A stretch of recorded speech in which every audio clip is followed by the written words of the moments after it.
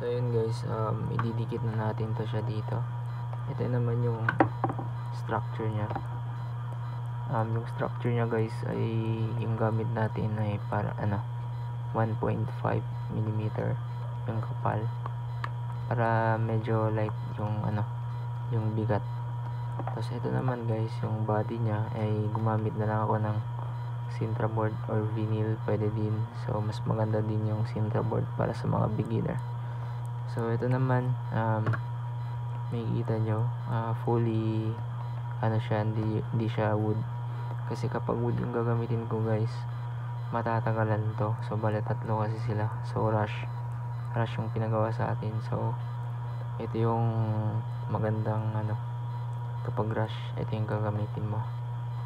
So ito nga pala mga ginagamit natin ay puro mga Sintra board ngayon. And then yung barko na ginagawa natin ay para sa Philippine Navy, third BA division.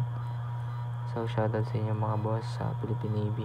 So ito naman guys ay isang commission, kumbaga binibili to guys, or gagawin ko to, tapos made to order siya guys. So yun na, tara gawin na natin to, kasi kailangan to ng 18 ng umaga ng hapon.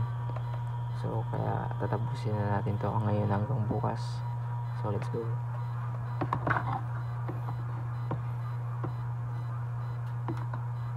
And then yun nga pala guys, kailangan nakamark na to dito. Yan, nakapwesto na yan. Alam mo na yung lugar na saan mo ilalagay. So yun.